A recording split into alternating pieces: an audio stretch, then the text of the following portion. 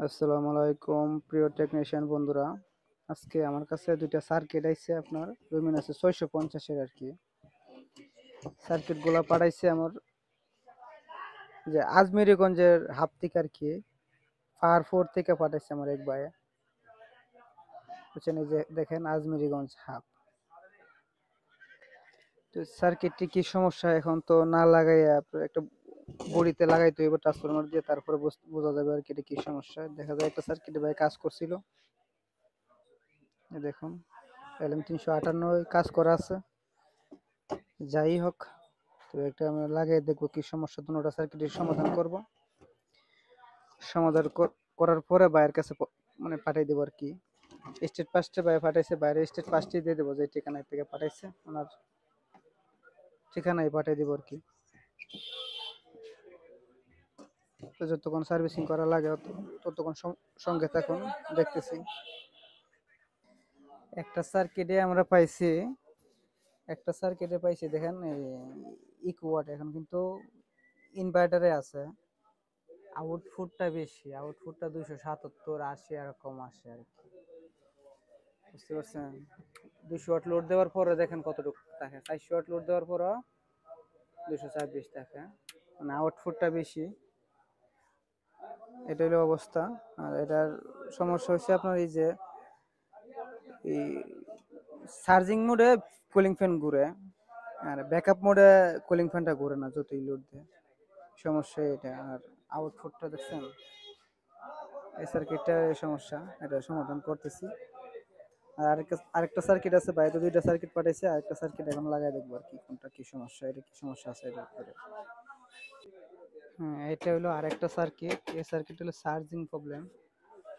এই যে দেখেন লাগাইছি 14 ওয়াট, এটা ইয়া করতেছে আর কি, লসিং করতেছে। 14 ওয়াট পাইছে এটা চার্জ, মানে ইন্ডিকেটর, চার্জিং ইন্ডিকেটর লাফাইতেছে, মানে এর মানে চার্জ হইতেছে না আর কি। দেখছেন ওয়াট চার্জ হইতেছে না, কুলিং ফ্যানও ঘুরে না, চার্জও হইতেছে না।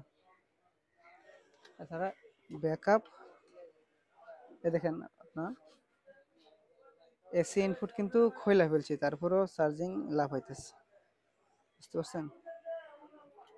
আবার ব্যাকআপ মোডে দিছি, তারপরও চার্জিং লাভ হয়ে গেছে। ব্যাকআপ মোডে যাওয়ার পরে 268-69 আউটপুট ভোল্টেজ আর কি, এগুলো প্রবলেম। এটাও সার্ভিসিং করা লাগতেছে আলহামদুলিল্লাহ। এই সার্কিটটা কিন্তু মানে যেটার ওই LM358 আপনার ইয়ে করছিল, অন্য একটা আইসি লাগাই রাখছিল, আর জায়গাটা একটু মানে ইয়ে করে লেছিল আর কি, নষ্ট করে ফেলছিল। এই জায়গা এটা কিন্তু সার্ভিসিং হয়ে গেছে। হ্যাঁ, এই দেখেন লোডে দিই, লোডে এবং চার্জিংয়েও কিন্তু প্রবলেম ছিল। 400 ওয়াট লোড দিলাম, যেহেতু একটা 600 ওয়াটের সার্কিট। এখন এসি ইন করি, এসি ইন করলাম। চার্জিংটা দেখেন, চার্জিংয়ের সমস্যা ছিল। এই দেখেন চার্জিং কিন্তু এখন লাফালাফি নাই, চার্জ হইতেছে, কুলিং ফ্যানও ঘুরতেছে। আর আমরা যদি পাশাপাশি এই দেখেন 200 ওয়াটে চার্জ হইতেছে, দেখছেন। যেহেতু একটা ছোটো সার্কিট, কম হইতেছে, 10 এমপিয়ারের মতো চার্জ টানতেছে আর কি। তারপর সিলেকশন আছে, সিলেকশনে দিলে বাড়ে অবশ্যই। তবে এভাবে যারা সার্কিট পাঠিয়েছেন অবশ্যই আমাদের এই স্ক্রিনে দেওয়া নাম্বারে যোগাযোগ করবেন, আর আমাদের ঠিকানা অনুযায়ী পাঠিয়ে দিলে আমরা সার্ভিসিং করে দিয়ে থাকি, বুঝছেন। সবাই ভালো থাকবেন, আর আমার জন্য দোয়া করবেন। ধন্যবাদ। দেখেন এই যে আইসিটার একটা যে টার্মিনাল ট্যাঙ্ক কিন্তু তুলে ফেলছে সোল্ডারিং, এই জায়গায় একটু তারটাই না লাগানো লাগবে আর কি।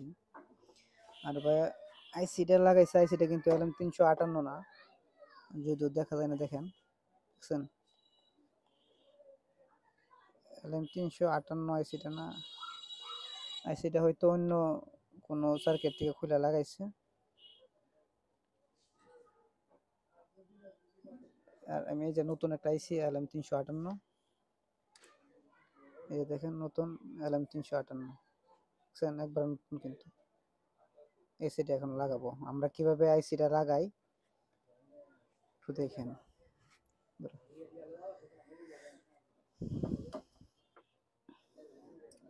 আমরা কিন্তু প্রথমত কিন্তু রেবলিং পেস্ট দিয়ে, হ্যাঁ, নর্মাল পেস্ট না, কিন্তু এটা এটা একটু একটা রেবলিং পেস্ট।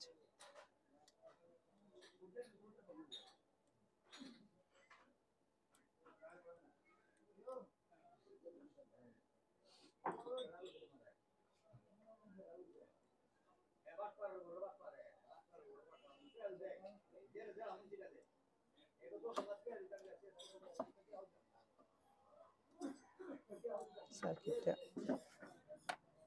স্থির থাকে না, কাটতে যায়।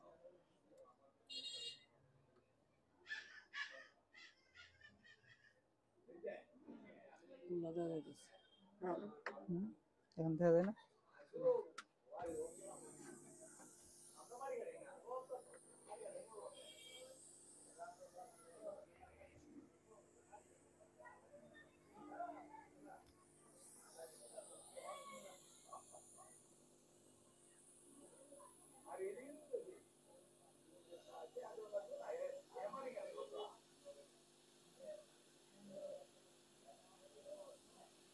অবশ্যই খেয়াল রাখতে হবে যেন মানে দুইটা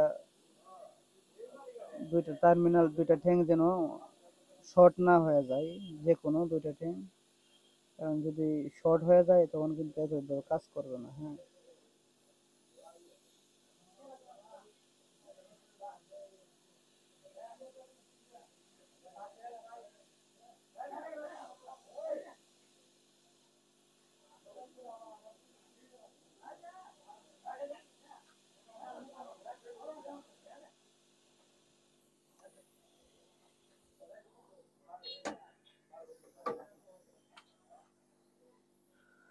যে মোবাইলটা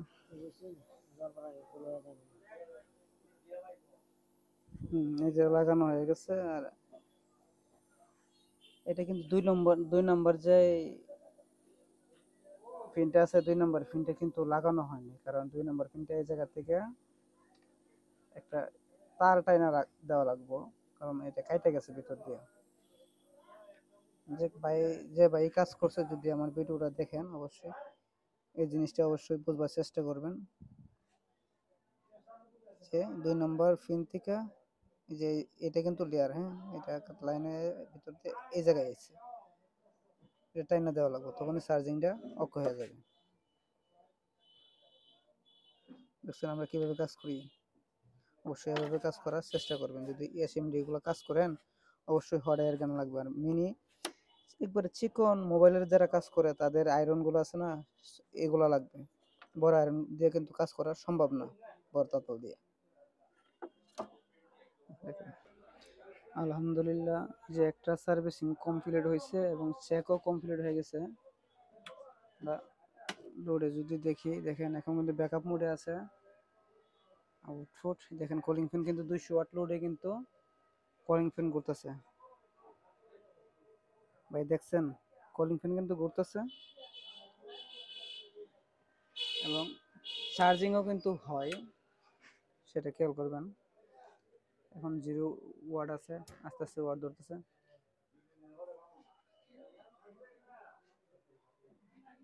কলিং ফ্যানটা ঘুরে উঠছে, এখন কিন্তু চার্জিং ধরবে। হ্যাঁ, এক পর্যায়ে ফুল পর্যায়ে চার্জিং, 200 ওয়াট চার্জ নিতেছে, কলিং ফ্যান ঘুরতেছে। দেখছেন?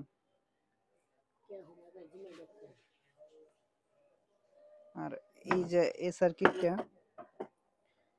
সার্কিটটা কিন্তু আমরা এই যে এভাবে তার টানা লাগছে, একটা বলছিলাম যে তার টানা লাগবে, যেহেতু লেয়ারটা কেটে গেছে এই জন্য তার টানা লাগছে। আর আইসিটা আমরা চেঞ্জ করছি। হ্যাঁ, দেখছেন, LM358, খেয়াল করেন। তো এটা কমপ্লিট আলহামদুলিল্লাহ। এই সার্কিটটা কিন্তু মানে যেটার ওই LM358 আপনার ইয়ে করছিল, অন্য একটা আইসি লাগাই রাখছিল, আর জায়গাটা একটু মানে ইয়ে করে লেছিল আর কি, নষ্ট করে ফেলছিল। এই জায়গা এটা কিন্তু সার্ভিসিং হয়ে গেছে। হ্যাঁ, এই দেখেন লোডে দিই, লোডে, এবং চার্জিংয়েও কিন্তু প্রবলেম ছিল। 400 ওয়াট লোড দিলাম, যেহেতু একটা 600 ওয়াটের সার্কিট। এখন এসি ইন করি, এসি ইন করলাম। চার্জিংটা দেখেন, চার্জিংয়ের সমস্যা ছিল। এই দেখেন চার্জিং কিন্তু এখন লাফালাফি নাই, চার্জ হইতেছে, কুলিং ফ্যানও ঘুরতেছে। আর আমরা যদি পাশাপাশি এই দেখেন 200 ওয়াটের চার্জ দিতেছে, দেখছেন? যেহেতু এটা ছোটো সার্কিট, কম হইতেছে, 10 এম্পিয়ারের মতো চার্জ টানতেছে আর কি। তারপর সিলেকশন আছে, সিলেকশনে দিলে বাড়ে অবশ্যই। তবে এভাবে যারা সার্কিট পাঠিয়েছেন অবশ্যই আমাদের এই স্ক্রিনে দেওয়া নাম্বারে যোগাযোগ করবেন, আর আমাদের ঠিকানা অনুযায়ী পাঠিয়ে দিলে আমরা সার্ভিসিং করে দিয়ে থাকি।